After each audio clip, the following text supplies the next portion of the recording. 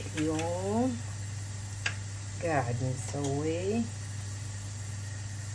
غدا العيد اللي هو مجبوس دياي. هذا الحشو وهذه بهارات نحطها حق العيد الدياي حق السلق اللي هو قشر برتقاله يابس، انا يبسه، وهيل وكزبره وورق غار، هيل وكزبره وورق غار، وهذا عرج الهيل وفلفل اسود حب. واللي يبي يحط يعني الناعم اللي هو البهار. انا راح استعمل بهاري طبعا من مكونات بهاري هذا. وننطر يغلي الماء. الحين قاعده اشيل الصفرة ونحط عليه هذه البهارات ويا شرايح البصل. انا مرات عندي شبكه احطها فيها ومرات لا، كذي اسويها. والحشو قاعد نحمسه ومكوناته اللي هو البصل والكشمش الحمص المجروش، الحبه الصغيره. ان شاء الله نكمل وراويكم. الحين عقب ما شلنا زفرة الدياي وهذه حطيت عليه البهارات وحطيت عليه الملح ومخليه يعني يبي له ساعة ساعة الا ربع تستوي الدياي لانها صغيرة. شفت الحين تشقر البصل تقريبا، رشيته مرتين ماي خلاص. الحين صار هذا اللون المطلوب. شو احط عليه الحين؟ احط الكشمش، الحمص طبعا هذا اللي قلت لكم عنه مجروش، انا سالكته وحاطته بالفريزر. انزين الحين شنو ارش عليه؟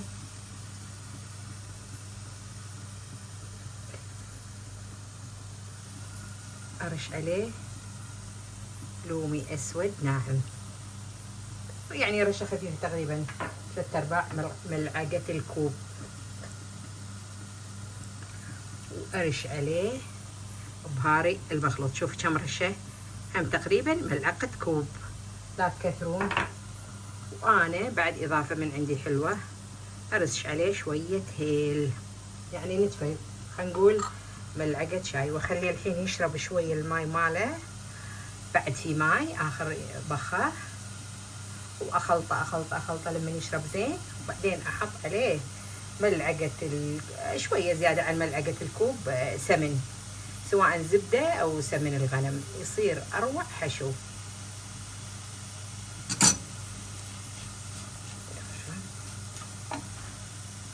والنار دائما لما الواحد بيحمس الحشو خليها هاديه. اول مره لا، حق التشقر عاليه وخليك يمه علشان شنو ما يحترق، يشقر بسرعه. ولما خلاص بعدين على نوع البصل، اكو بصل يحب يعني ذبلينه اكثر عشان يستوي. هذا احنا بصلنا الابيض لا ترف وايد بسرعه، يعني ما يبيله بسرعه يذوب. اذا اخليه وايد على نار هاديه يذوب نهائيا. الحين هذا كمل حشونه، بس احط له السمنه. الحين حطيت السمنه،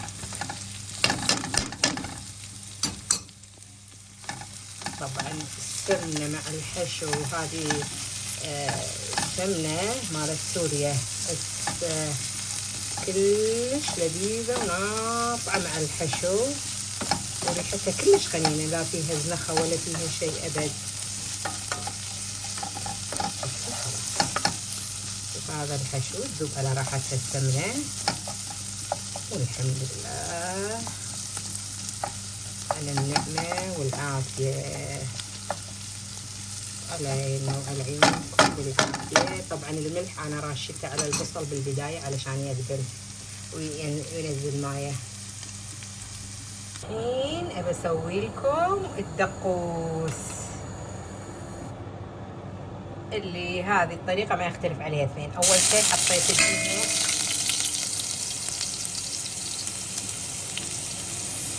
والحين بسوي لكم الدقوس. هذه الطريقه ما يختلف عليها اثنين. الحين اول شيء حطيت الزيت شويه، حطيت ثوم، والحين برش عليه شويه كزبره ناعمه، يعني شويه قليل، شويه ينكه الثوم وشويه ينكه الطماط، وشويه هم فلفل اسود. واللي يبي فلفل علوب يحط عليه. وراح اضيف عليه تقريبا هذه 3 ملاعق صغيره معجون طماط. يعني لا تنسون أنا التصوير، أنا المصور وأنا المنتج وأنا المخرج في كل شيء. خلي شوية، لازم المعجون الطماط لازم ينحمس شوية عشان تروح نكهة المعجون مع البهار والثوم. الحين خلاص يعني بس شوية كذي نحمسه.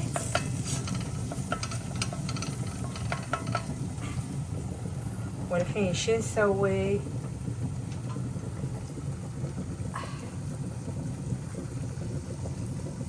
أنا الطماط طحنته والحين أشخله.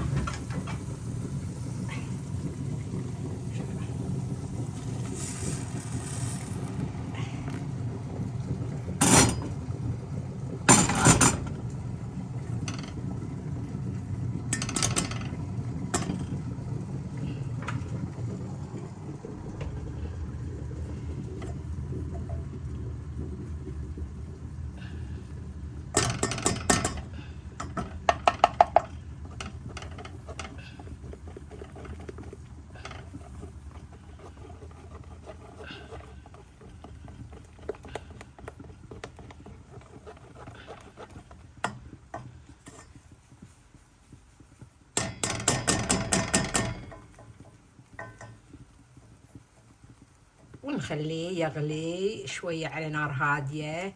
تبون علوب فلفل حارة حطوا، تبون فلفل مجروش حطوا يعني، ويصير أحسن بعد اللي يعني القوام ماله انتو التحكم من فوق. تبونه يعني مثلا شوية ثخين تخلونه يقرض، تبونه خفيف يعني كل من حسب رغبته. زين الحين أكمل باقي الطماط وراويكم النتيجة النهائية. شفت الحين أنا لما طحنت الطماط ما حطيت عليه ماي وايد، تقريبا كذي 6 طماطات وسط حطيت عليهم تقريبا كوب ماي. والملح لا تنسونه. ومرات تجي الطماطة حامضة، يعني زمان أول طماطتنا حنا مالت زبير تصير حامضة نهاية الموسم. فش نسوي؟ نحط عليه شوية شكر، حتى المرق نوبات يصير يعني من الطماطة كثر هي حامضة، خصوصا هذه الطماطة يسمونها الجنوبية، نحط عليها شوية شكر عشان شنو؟ يكسر الحموضة بالدقوس أو بالمرق. أي مرق تسوينه من لما تشوفين الطماط حامض تكسرين أي حموضة بشوية شكر، عاد مو كود يعني خاشوقة كوب على الجدر هذا مثلا، على جدر المرق شويه يكون اكبر مثلا كله خاشوقة كوب، وتذوقونه تشوفونه مع الملح يعني توازنونه. وهذا الدقوس وعلى ما يطبخ وشويه يقرض ويثخن راح اطلع له بفلفل يكون جاهز. اوكي. وترى الدقوس قبل احنا يثلمونه ناعم ويقعدون يطقطقونه كذي، وحتى سلق ما يحطوا له دهن ويحطوا له شويه ثوم ويحطوا له شويه فلفل يصيرش حلو. الحين بعد مع التكنولوجيا الناس تطورت، مكاين موجوده نطحن ونشخل ونحط، والمعجون يكون قليل. يعني شوفوا كثر معجون ما حطيت هو ترى لونه فاهي لان الطماطم مو حمرا وايد. يلا وعلى عيننا وعلى عيونكم بالعافيه. هذه اسهل طريقه دقوس، لا حد يقول ما اعرف اسوي دقوس. الحين خلصنا الدياي سلقناه ورشيته الحين انا بهذا المنقوع اللي هو الهيل وماي الورد والزعفران. والحين بقلي الدياي.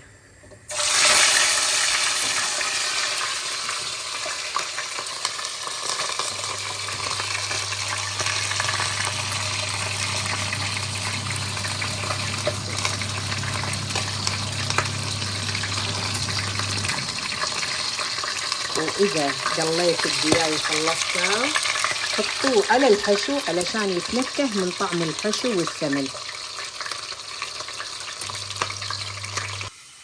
الحين حطيت شوية من الزيت اللي قليته، وحطيت تقريبا نص الملعقة هذه زبدة على الزيت، وحطيت البصل طبعا اول شيء خليته يشرب الماء يعني بس ما حمرته، بس رأسا حطيت عليه الزيت والزبدة، حطيت عليه شوية فلفل اسود. الحين احط عليه العيش،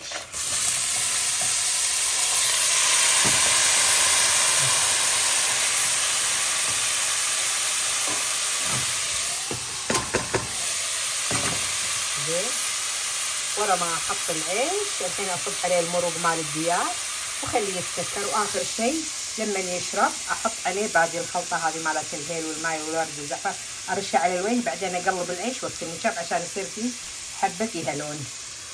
وهذا الدقوس قاعد يغلي، وهذه الديايه قليناها وتحتها الحشو. علينا وعلى عيونكم بالعافيه.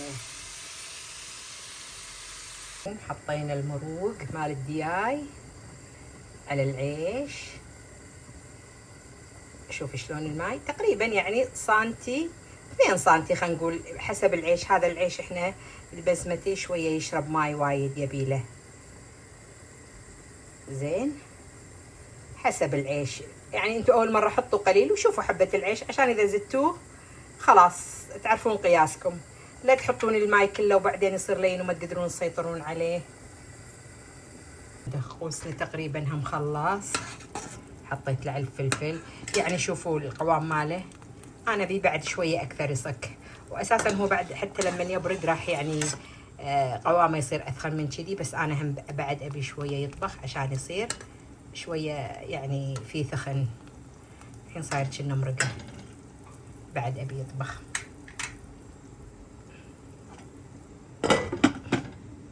هذا عيشنا بدا ينبر، اخليه اول مره عالي ولما يشرب كلش وخلاص ما يبقى شيء نص عليه النار هاديه وخلي الحبه تستوي على راحتها. واساسا هذا جدري يعني انا هو فيه حمايه، ما يبي له يعني واحد يحط تحته حديده ولا شيء، يعني في طبقه حراريه حتى لو طفينا يظل يعني الحراره مده طويله. والحين هذا الشكل النهائي حق مكبوس الدياي، وما يحلى الا مع الدقوس. شوف الدقوس شلون صار، وعلب الفلفل والمعبوج والطرشي. طبعا هذا هم طرشي ان شاء الله بنزل لكم الطريقه. الطرشي خرافي يم يمي مع مكبوس الدجاج. علينا وعلى عيونكم بالعافيه.